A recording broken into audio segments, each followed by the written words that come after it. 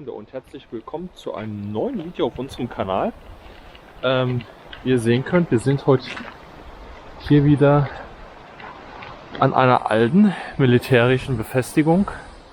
Und zwar sind wir wieder an einer weiteren Festung hier oben im Norden, die hier damals gebaut wurde, um die wichtigen Erzvorkommen zu sichern.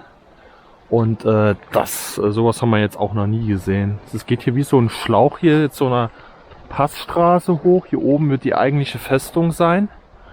Und das ist hier wahrscheinlich schon so ein erster Abwehrabschnitt. Ich weiß nicht, ob man hier reinkommt. Das ist hier schon ein bisschen verschlossen. Vielleicht weiter vorn. Wo man hier rausschießen konnte, und zwar in beide Richtungen, einmal hier zur Passstraße und einmal hier den Berg runter. Aber das sieht auch schon wieder richtig interessant aus.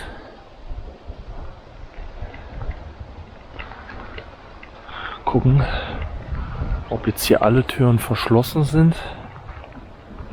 Ja, die haben alle so hier einen Sicherungsbolzen drin, gut. Wenn man rein wollte, könnte man rein, indem man den halt aufschraubt, aber das machen wir nicht.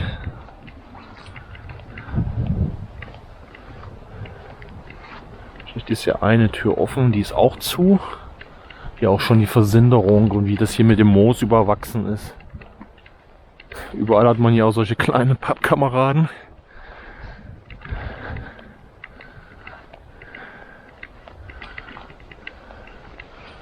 Ja, tatsächlich könnte man hier rein, wenn ich das richtig verstehe. Oder? Ja, man kann hier rein. Dann gucken wir uns das gleich mal von innen an. Ja, jetzt sind wir hier drin.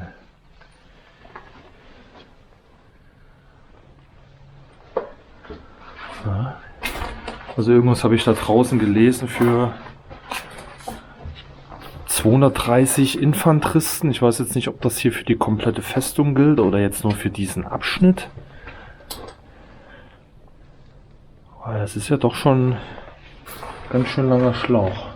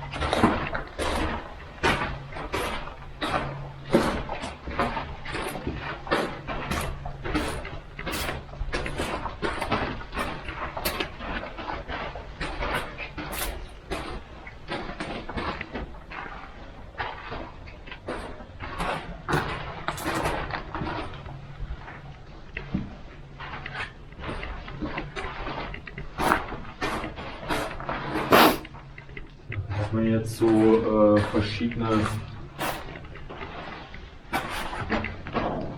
Aufbewahrungskisten, ich weiß aber gar nicht, was die sind, hier steht was drauf, natürlich in Schwedisch. Gelagert. Hier sind wohl noch so Garderoben, so Kleiderstände, wo man Kleider aufhängen konnte. Ich guck mal, was da hinten jetzt noch hinter dem Bretterverschlag kommt.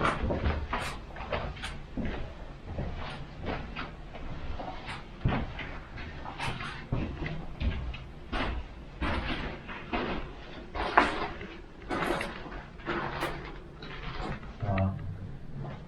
Im Prinzip geht es dann jetzt noch einmal ums Eck. Und da liegen auch noch ein paar von diesen Sachen drin. Ich denke mal, das ist halt für Übungszwecke. weil hier ganz in der Nähe halt noch militärische Anlage ist. Und dass man das hier wahrscheinlich ab und an einfach zu Übungszwecken auch verwendet. Ja, jetzt sind wir hier oben an der Festung angekommen. Wir hatten jetzt gerade noch mal eine längere Pause, ein Gespräch mit 2 Angehörigen von der Militärpolizei, weil die ja wohl auch Patrouille machen in dem ganzen Bereich auch, weil unten ist ja auch eine Militäranlage, Militäreinrichtung, Kaserne und so weiter. Und ja, jetzt sind wir hier oben angekommen. Wir haben jetzt hier schon diverse Haubitzen ausgestellt. Wir haben auch denjenigen angetroffen, der hier das Ganze noch bewirtschaftet. Gegen 15 Uhr wäre hier sogar eine Möglichkeit, sich das hier anzuschauen. Innen praktisch, weil wir können jetzt hier außen praktisch nur gucken, aber das ist ein bisschen zu spät. Wir sind schon sehr früh auch hier. Und ja, das ist jetzt nicht weiter schlimm.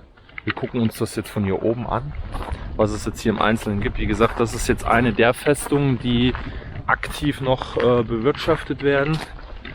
Die anderen alle, die so im Umkreis sind, glaube ich nicht mehr. Also 2 haben wir ja schon besucht. Die werden auf keinen Fall mehr bewirtschaftet. Und wie es mit den anderen aussieht, weiß ich nicht. Aber hier ist definitiv noch ein Bereich, ein Museumsbereich.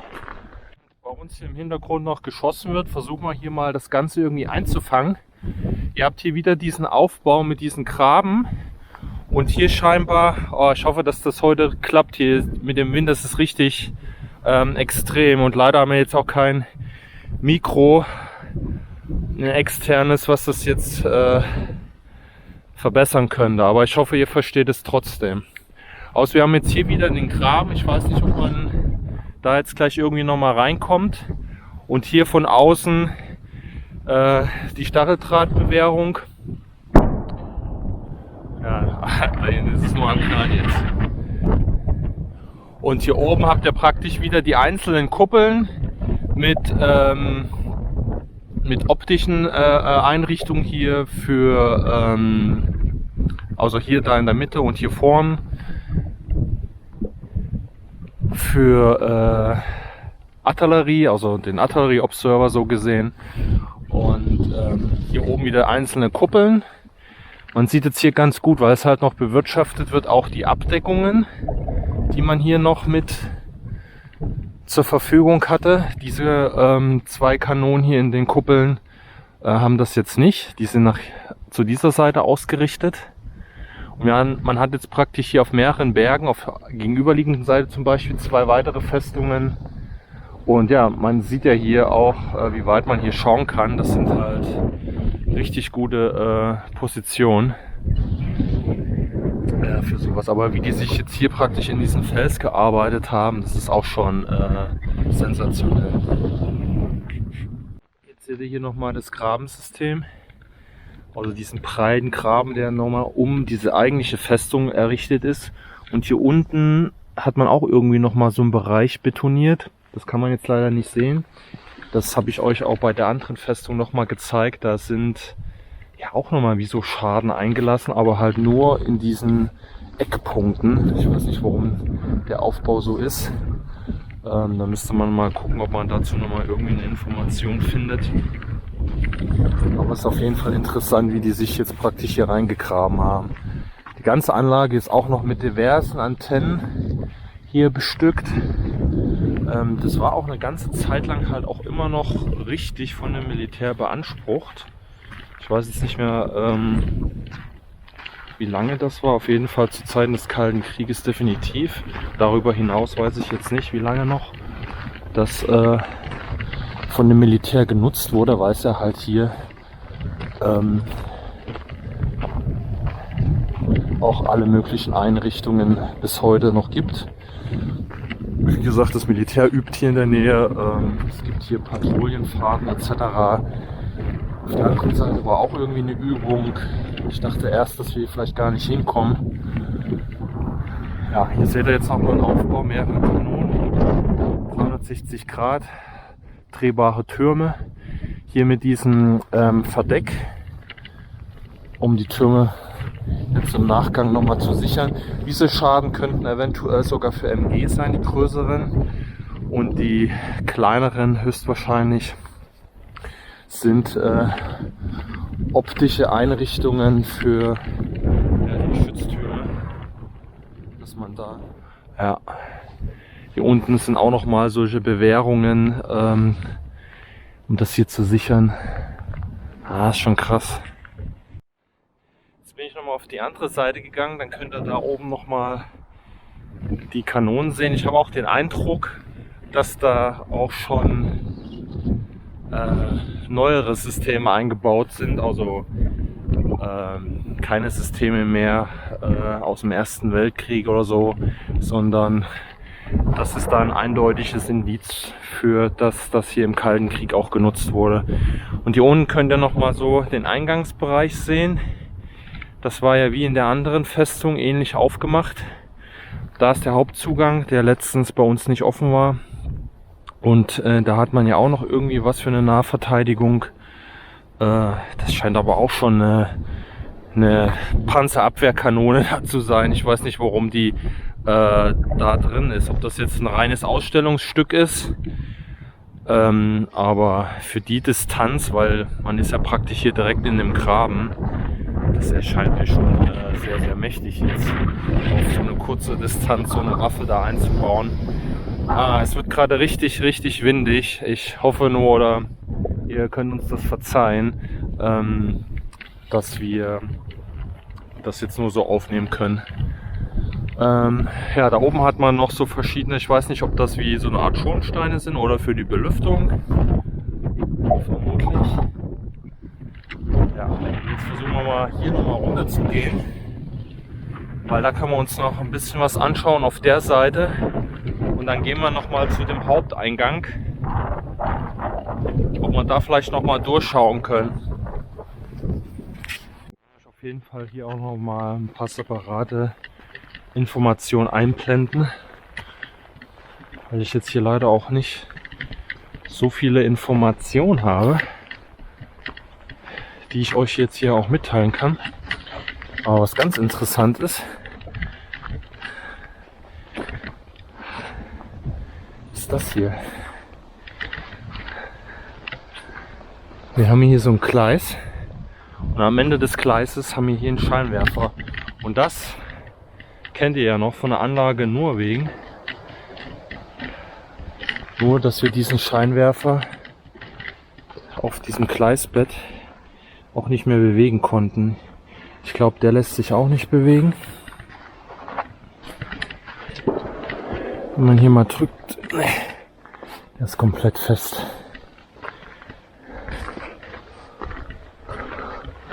Hier auch komplett geschlossen. Ist nochmal so eine extra Hülle drin. Aber auch wieder so ein schönes Modell hier. Ich mache mal eben hier die Kamera, das Kameralicht an. Gucken, ob das an ist. Ja.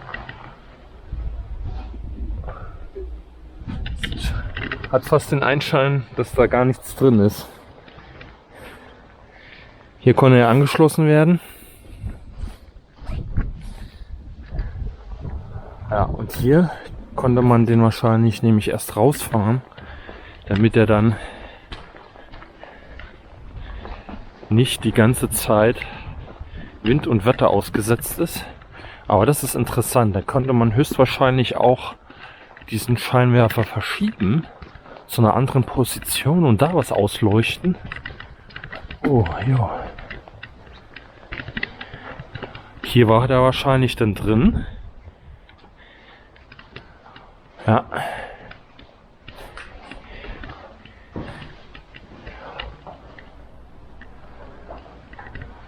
Hier hat man den dann eingebaut. Hier hat man so einen Teller, um den dann zu verschieben.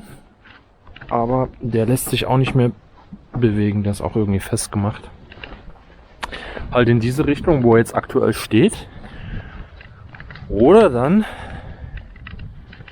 in diese Richtung.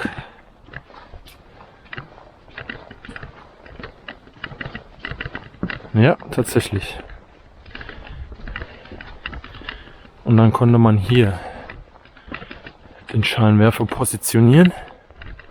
Und hier wieder den Anschluss für die Elektrizität mit dem Scheinwerfer, damit man den mit Strom versorgen kann. Da unten wird immer noch geschossen. Das wird auch eine Weile so gehen. Hier unten hat man punktuell noch so ein paar ja, betonierte Unterstände. Die geht wahrscheinlich auch so an der Straße her, so ähnlich wie wir es jetzt da unten gefunden haben. Aber das war jetzt eine größere Geschichte gewesen. Diesen Schlauch. Und hier oben kommen wir auch noch zu einer Kanone, die verdeckt ist.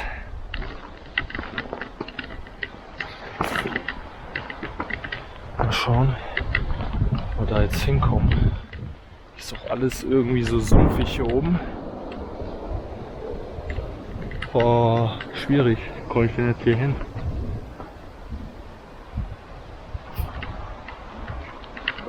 Das ist nämlich hier alles Wasser.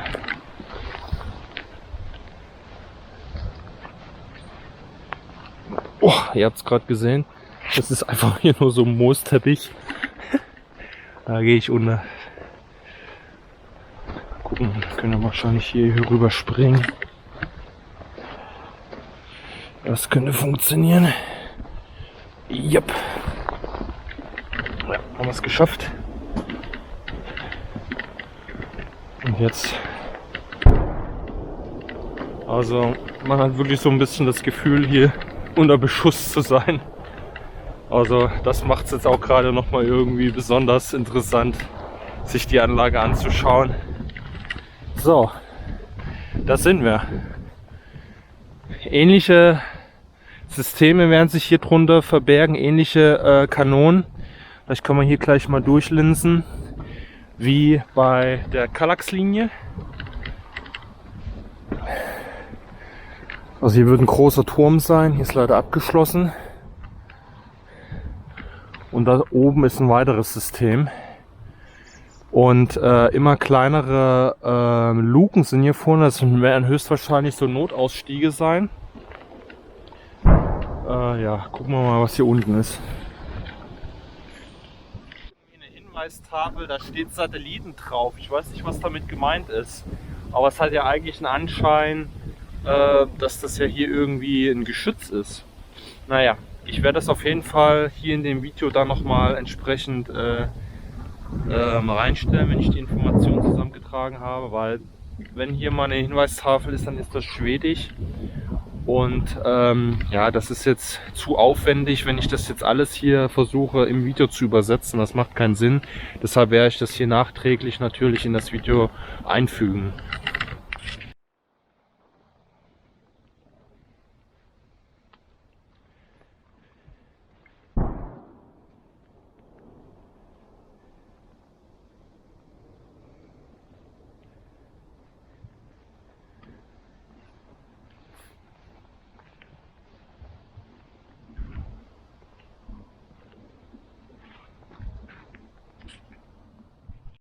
Ähnliches System, also ich habe mal unten reingeguckt, das können wir jetzt auch gleich nochmal machen.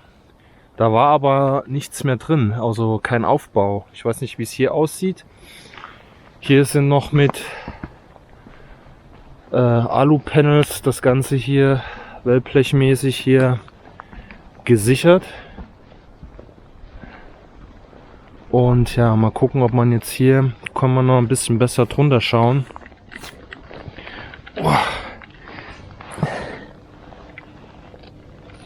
Ich weiß nicht.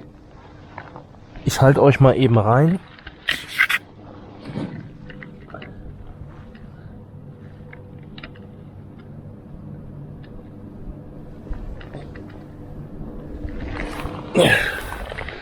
Ja, keine Ahnung, ob ihr was gesehen habt.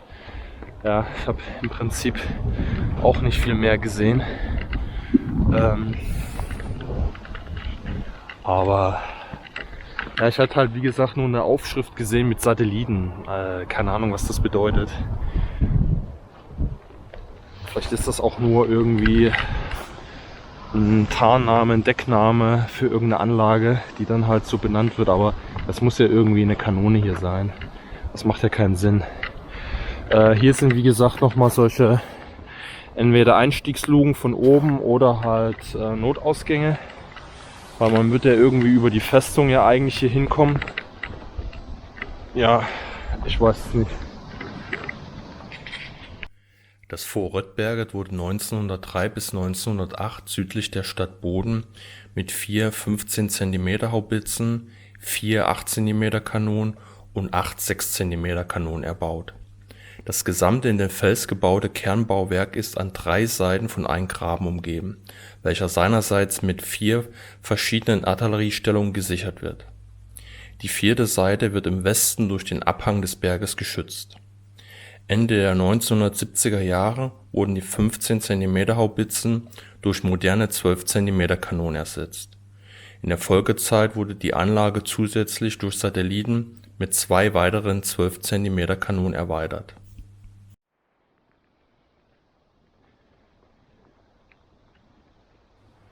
Zu den externen Verteidigungseinrichtungen gehörten unter anderem 2 Beobachtungsstellungen und 4 Infanteriestellungen an den Hängen des Röttberges, sowie je eine Flutlichtanlage südlich und nördlich der Festung. Die Festung wurde am 31. Dezember 1997 außer Dienst gesetzt und ist heute in einem nahezu originalen Zustand im Rahmen von Führungen zu besichtigen. So, jetzt sind wir nochmal hier am Eingangsbereich, dass wir da nochmal eben reingucken können. Hier ist so eine kleine Einmann-Splitterschutzzelle.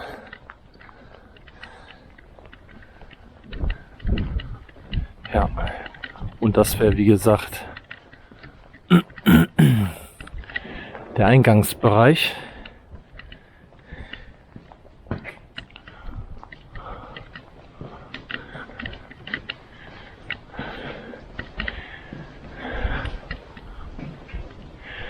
Und da könnt ihr es auch sehen, okay, diese eine Kanone, was ich vorhin gesagt hatte, was so komisch aussah da vorne, die richtet sich halt hier genau auf den Eingang. Okay, das macht natürlich dann Sinn, dass man die da zur Abwehr positioniert hat.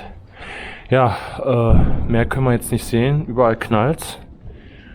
Und ja, das ist im Prinzip jetzt mit diesem Video gewesen. Wie gesagt, das war jetzt hier auch bisschen im Schnelldurchgang, ist extrem windig geworden und ich weiß halt nicht, wie die Aufnahmen dann sind auf dem Video. Alles, was wir jetzt noch an Zusatzinformationen soweit übersetzen können, packen wir euch natürlich hier mit rein. Und ja, wir hoffen, es hat euch trotzdem gefallen. Wie gesagt, wir werden uns das jetzt hier nicht innen angucken können. Das sind jetzt noch mehrere Stunden und kann man sich aber immer noch mal fürs nächste Mal aufheben. Gut, dann würde ich sagen, macht's gut. Schreibt ein bisschen was in die Kommentare, wenn ihr hierzu irgendwas wisst oder Fragen habt. Und dann sehen wir uns im nächsten Video. Macht's gut!